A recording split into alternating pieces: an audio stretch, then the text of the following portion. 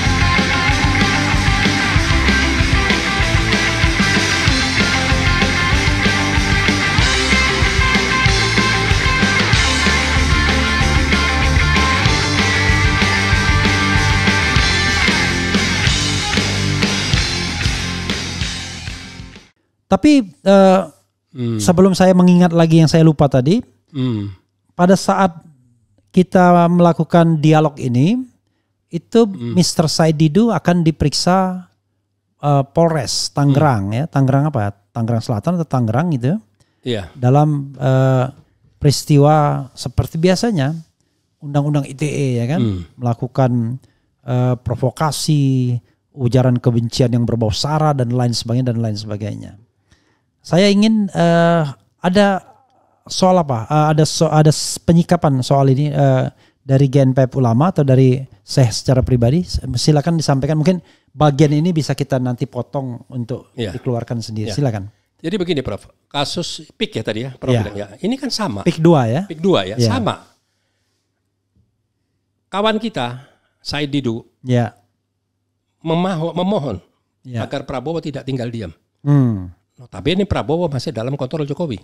Berarti kalau Said Didu memohon kepada Prabowo sama aja dengan memohon ke Jokowi. Ini orang bisa multitafsir, sama dengan kejadian yang saat ini masih banyak orang yang ngotot, ngeyel katanya orang Jawa, nggak mau tahu ya, sampai saya bilang ini orang ngerti apa enggak, bodoh apa pintar.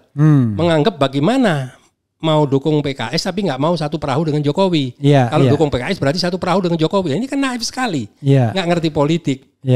Dalam arti kata FPI kenapa kok dukung Ridwan Kamil sedangkan tidak mendukung Jokowi. Nah ini kan yang berbeda. Ridwan Kamil didukung oleh Jokowi, kita mendukung FPI mendukung Ridwan Kamil. Nah jadi itu sisi yang berbeda, bukan berarti kalau mendukung Ridwan Kamil berarti satu perahu dengan Jokowi. Ini kan naif. Nah ini alasan-alasan yang dibuat-buat. Nah itulah yang kita hindari, kita berikan penjelasan, tidak ada kaitan sama sekali. Mustahil kita satu perahu dengan Jokowi karena kita anggap Jokowi adalah sudah selesai melakukan masa jabatan 2 periode, udah selesai. Itu saja yang kita harapkan. Secara kenegarawanan Jokowi memberikan tampuk kepemimpinan kepada Prabowo. Nah, kan tidak mungkin tidak ada deal-deal tertentu.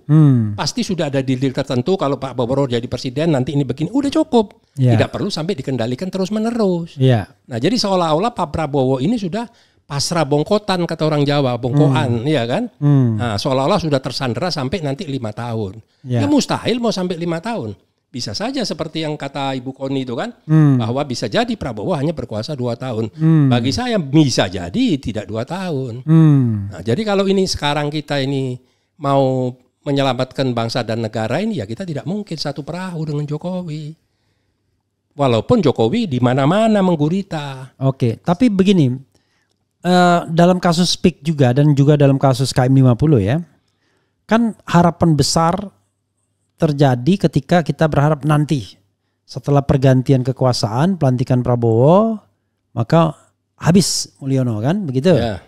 Kasus seperti PIK 2 nanti karena kita lihat nasionalisme dari Prabowo, maka dan dia omongan dia kan tidak boleh bikin perumahan eksklusif dan lain sebagainya. Tapi KM 50 dia memang nggak bicara begitu ya kan, dan dia nggak bicara juga menegakkan pelanggaran HAM itu ya. Tetapi paling tidak kalau ngomong mengenai perumahan eksklusif ya, kesejahteraan rakyat dan lain sebagainya, dia lancar berkali-kali.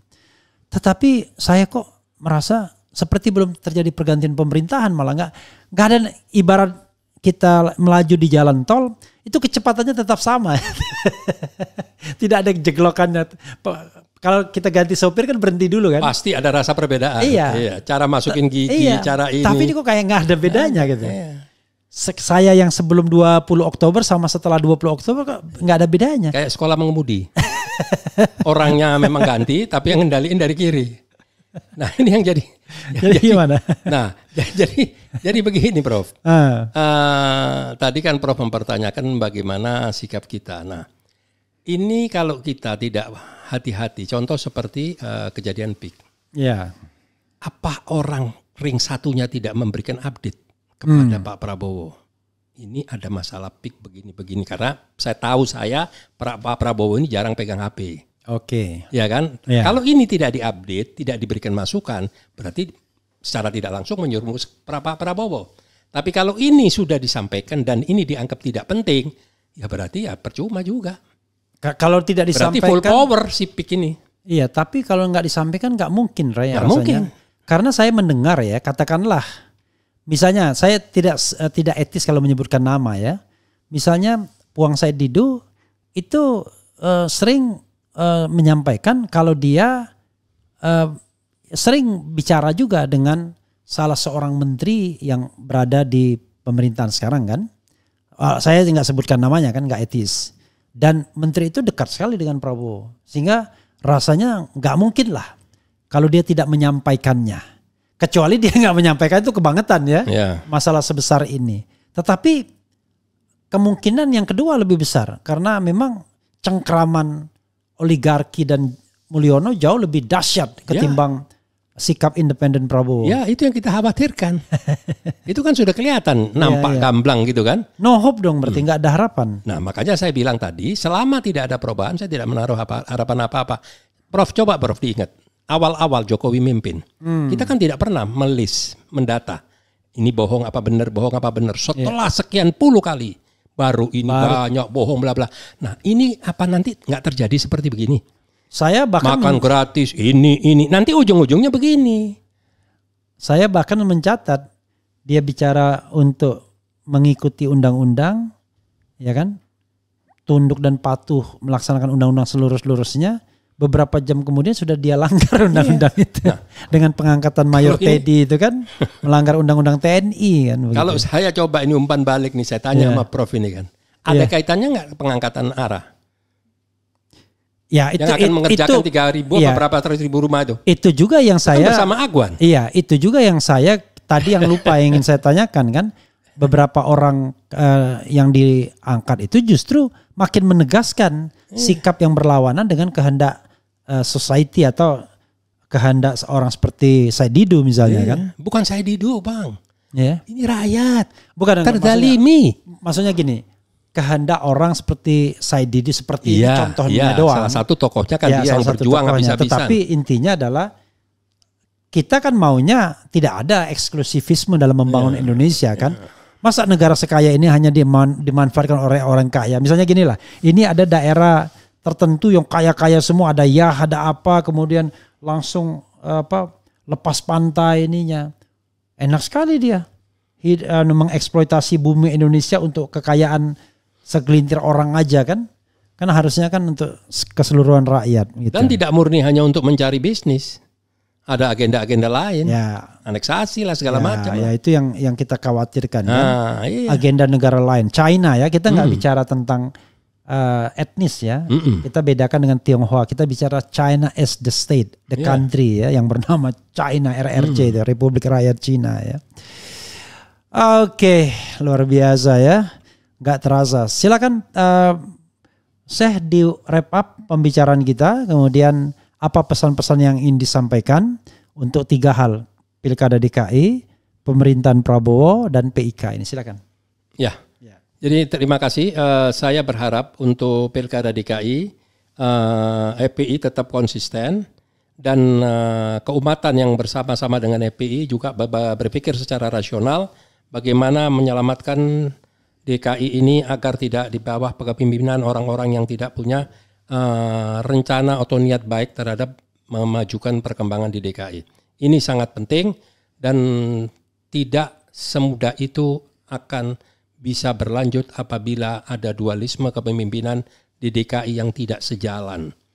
Untuk masalah kepemerintahan yang baru, saya menghimbau kepada Pak Prabowo agar benar-benar memasang telinga, memasang mata, memasang hidung, semua ring satunya agar benar-benar memberikan masukan-masukan yang up to date tentang kejadian-kejadian yang ada di lapangan agar pemerintahan Prabowo akan berjalan dengan aman dan jangan membagi kekuasaan dengan orang yang tidak punya kekuasaan.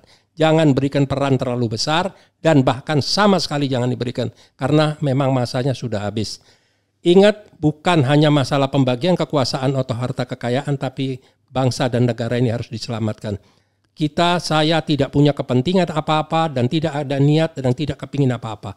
Hanya kepingin kelestarian negara dan bangsa ini dan umat ini dapat diselamatkan. Itu aja, terima kasih Bro. Ya, Sobat Era sekalian, ini pasti perbincangan yang menarik. Karena memang pilkada DKI terutama menjadi pilkada yang agak membagongkan bagi orang-orang tertentu.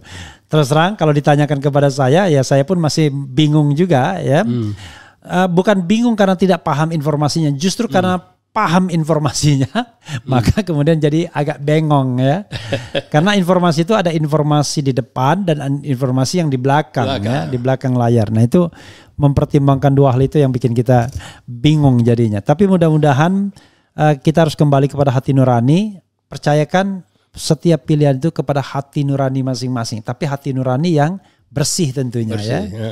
Yang tidak kotor. Tapi hati nurani bersih sih, Syekh. Yang kotor itu adalah hati nurani yang terselimuti kabut. Karena itu perlu orang untuk menyingkapkan kabut itu sesungguhnya. Karena tidak semua kita punya kecerdasan yang lebih ya kan sebenarnya kan. Betul. Itu saja. Terima kasih. Wassalamualaikum warahmatullahi wabarakatuh. Keren. Cadas.